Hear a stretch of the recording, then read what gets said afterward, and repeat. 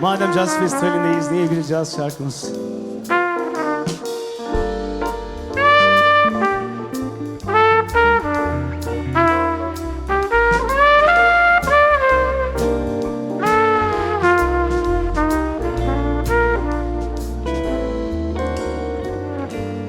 Bu dünyada yerim yok ki, göç etmeden öldüm, anlamadım.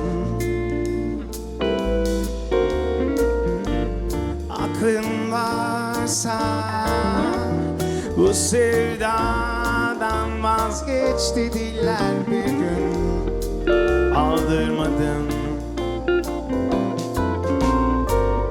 Eskiden olsa söylerdin bana aklından geçenleri. La la la la. Kalbin boş mu diye sordu, yerin doldu diye durdu. Dolmadı, olmadı, yerin dolmadı. Boş mu diye sordu, yerin doldu diye durdu. Dolmadı, olmadı, yerin dolmadı. Ahmet Faik Gökbekçi.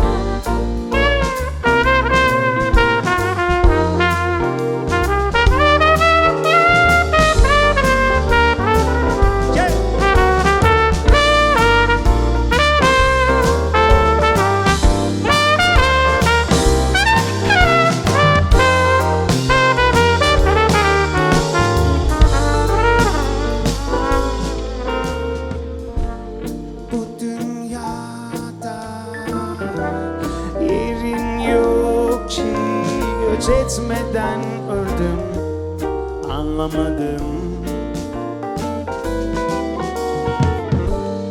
Aklın varsa bu sevdadan vazgeç dediler bir gün, aldırmadım. Eskiden olsa söylerdin bana aklından geçenleri. La la la. Kalbin boş mu diye sordu, yerin doldu diye durdu. Dolmadı, olmadı, yerim dolmadı. Kalbin boş mu diye sordu, yerin doldu diye durdu. Olmadı, olmadı, yerim dolmadı.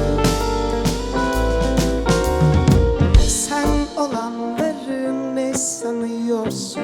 Bir anda dolmaz, bunu sen de biliyorsun. Dolmadı, olmadı, yerim dolmadı. Bir daha söyleyelim burayı. Kalbin boş mu? Yerin doldu diye durdu. Dolmadı, olmadı, yerin dolmadı. Sen olanları ne sanıyorsun?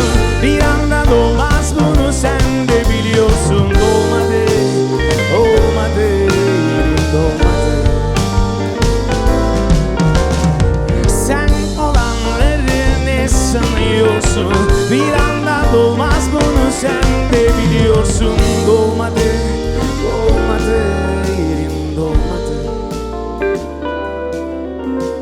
Dolmadı, sensiz olmadı, yerin dolmadı.